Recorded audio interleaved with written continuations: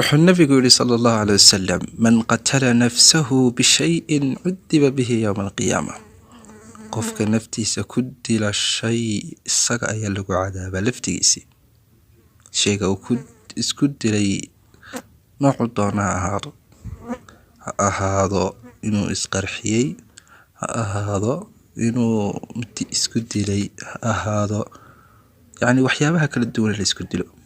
dhammaan wuxuu koobayaa wax kasta uu isku dilo man qatala nafsahu bishayin cudiba bihi yowma alqiyaama ilaahayna wuxuu yidhi walaa taqtuluu anfusakum ina allaha kaana bikum raxiima waayahana waxaa batay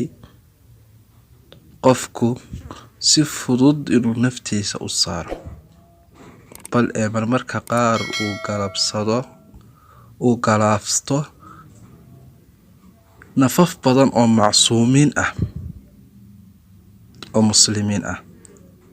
si fudud inuu u daadiyo dhiigooda